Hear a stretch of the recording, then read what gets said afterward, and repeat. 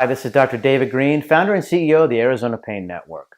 Today's topic is how pain doctors prevent narcotic addiction with chronic back pain. So back pain affects 80 to 90% of Americans at some point during life, and an unfortunate few, about 10% who have back pain, will develop chronic back pain that's 3-6 months and goes on and on and on. It can be disabling. It can affect the daily existence of a person. I mean, can you imagine waking up with back pain, dealing with it throughout the day, and then going to bed with it too? I mean, it can be truly a disaster. So another individual that can be afflicted with chronic back pain is really even in a worse situation. They can have undergone back surgery hoping to get rid of the back pain, but either it didn't work or only half the back pain went away or something to that effect, and that's what we call failed back surgery syndrome. So what it can lead to is a life of chronic pain with a failed surgery, and it might be that further surgery is not indicated. Okay, so when a pain doctor sees that, or a person who has chronic back pain and is on a life of narcotics, there are a couple procedures in this day and age that work really, really well at helping reduce the need for opiate medications and preventing addiction.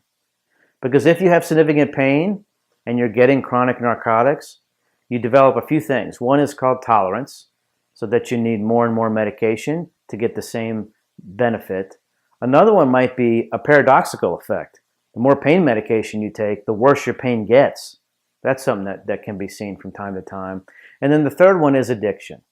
So addiction means that, physically and psychologically, you may feel that the person may just need to have that medication, and it turns into a life of just watching the clock. When's the next dose?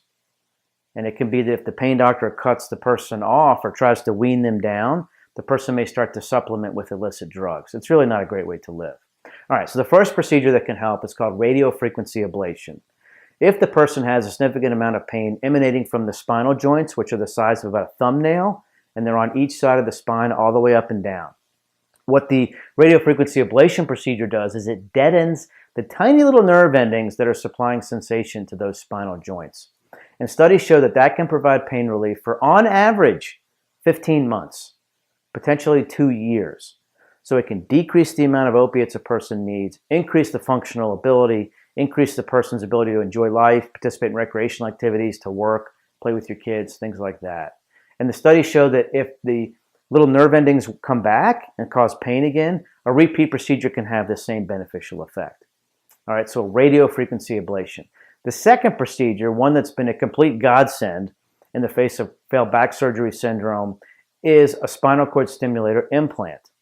Now, these continue to get better year after year after year. Basically, it's a permanent implant with the stimulator leads placed around the spinal cord, and they emit electrical impulses that help change the way the brain perceives pain signals. Okay, so what it can do is it doesn't fix the problem, but it can change the pain signals to one of like a tingling or something that basically don't bother the person. All right, so what happens is the pain doctor will do a trial for 5 days with one electrode, and if it produces over 50% pain relief, then insurance will usually cover the final. It takes about an hour, hour and a half for the procedure. It's an outpatient deal, and you have the electrode or 2 electrodes around the spinal cord. It goes to a battery pack, which is also under the skin. It can be charged outside of the skin now, where the patient goes to sleep wearing some kind of a belt. You don't have to replace the battery every few years like we used to. So it's a great procedure. It's effective over 75% of the time for both back pain and or leg pain. There's over 200 programming options. It used to be that a lot of the 40-50% of the stimulators would fail after 2 years. That's not the case anymore. There's high-frequency stimulators. There's so many programming options. They keep getting better and better and better. So those are the 2 revolutionary procedures that can help patients from getting an addiction issue. Visit us today at ArizonaPainNetwork.com. You can call us at the number on the screen. We have centers around the valley that can get you in and talk to you about these options. Thank you for watching.